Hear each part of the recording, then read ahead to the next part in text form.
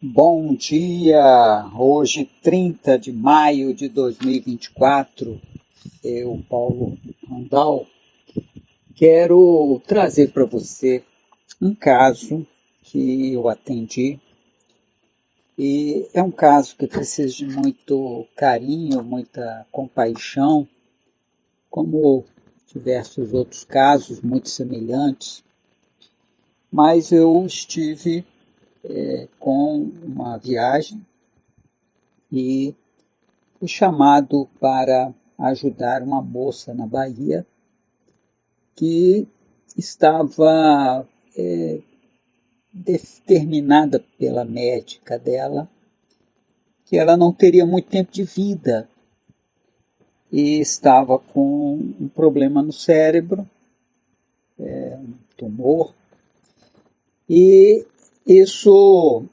não estava se resolvendo com os remédios muito fortes. A moça, a mulher já estava aí com 30 anos de idade e aceitando já a morte. Aí me pediram para ajudá-la e eu fui conversar com ela. Expliquei que eu precisava da data de nascimento, hora e local, ela pegou a certidão. E nós então fizemos o cálculo do mapa no notebook e identifiquei que aos 6 anos de idade houve um trauma muito forte, um trauma envolvendo a sexualidade e envolvendo a questão religiosa muito forte. Então, eu expliquei a ela que o fato do problema que ela gerou na cabeça estava associado àquele momento da vida dela. Ela viveu ali um trauma e eu precisava saber. Ela, mas eu nunca contei isso para ninguém. E eu disse, então, eu sou quem pode te escutar sem crítica, sem certo e errado, porque é um plano da divindade. Estava marcado para você viver isso. Antes de você nascer, isso já estava definido. É uma historinha que aconteceu na sua infância e que você precisa elaborar de uma forma adulta. E assim ela me revelou que numa brincadeira entre ela e um coleguinha, coisa de criança mesmo. Ele chegou todo cheio de autoridade, né? Imagina, um garoto de 8 anos cheio de autoridade, dizendo que tinha descoberto como é que fazia neném. E ela, muito curiosa, quis também saber. E ele, então, disse que era para ela ficar, né, tirar a calcinha. Ele tirou o calção dele e deitou em cima dela. Ora, aquilo fez ela ter um momento de felicidade por estar com um coleguinha, brincando. Era uma brincadeira. Só que ela cresceu e associou que naquele momento ela tinha feito sexo e não fez sexo. Eles brincaram de uma coisa que o menino deve ter visto em alguma cena de TV, ou na época talvez nem tivesse essas cenas, mas ouviu alguém falar. A fonte de onde ele chegou com essa ideia não importa, porque ele apenas brincou com a menina. Ora, talvez tenha ficado, só deitou e levantou, não fez mais nada. Eu não preciso entrar nesses detalhes com a pessoa, não é necessário. É só eu saber o que foi que aconteceu para que eu ajude a interpretar de forma adulta. E nesse caso, essa moça, já senhora, né? 30 anos de idade, ela me revelou e eu disse que ela tinha tido já noivos e nenhum deles deu certo. E eu perguntei a ela o que acontece na relação com seus namorados.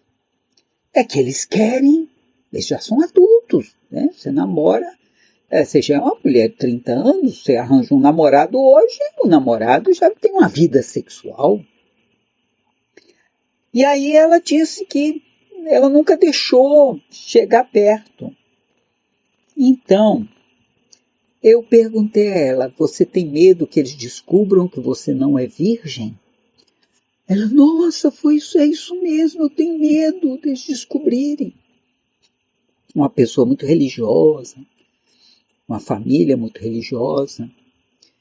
O que acabou aqui, eu disse para ela, olha, mas você é virgem. Um garoto de 8 anos nem sabe o que é desvirginar uma moça. Vocês não fizeram nada além de um deitar em cima do outro e pronto. Então, reorganize sua cabeça. Entenda que você é virgem. Você nunca teve outra relação. Além daquela brincadeirinha que não resultou em penetração nenhuma. Não é possível. E assim, na outra semana eu estive com ela para uma outra conversa. Ela já era outra pessoa. Completamente.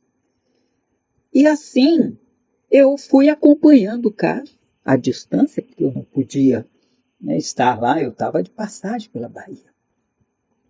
E então, houve um acompanhamento, né, já existia o tal do MSN, né, o Messenger, sei lá como é que era o nome, né, tantas mudanças.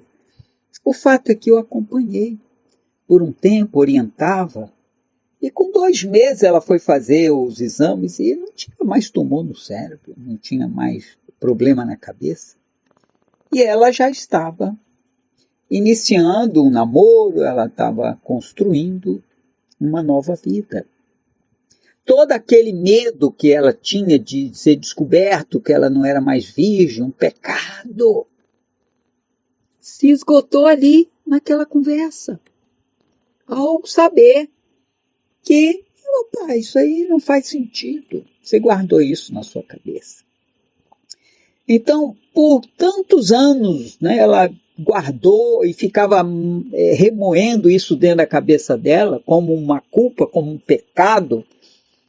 E, na verdade, era apenas uma informação que ela guardou de uma cena, mas guardou essa cena de uma forma errada.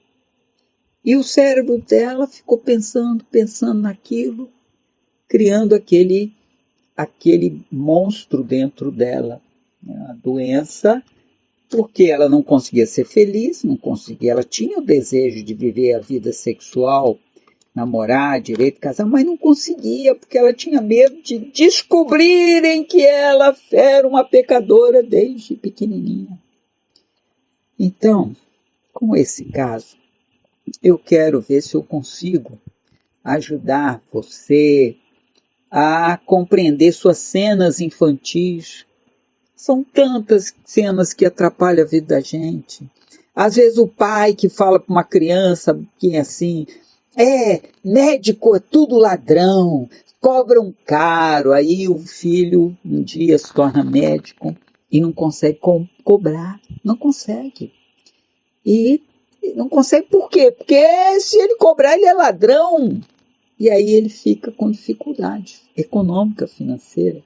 Então, tudo isso são cenas infantis que marcam uma informação que atrapalha o desenvolvimento da pessoa. Mas tudo isso está no mapa astrológico. E o mais importante é a gente se conhecer e reorganizar essas cenas infantis. Eu tenho cenas infantis que eu precisei reorganizar para ser muito melhor do que aquela trava que existia dentro de mim. E assim fica mais fácil, mais leve viver a vida. Um forte abraço e amanhã eu conto mais um caso.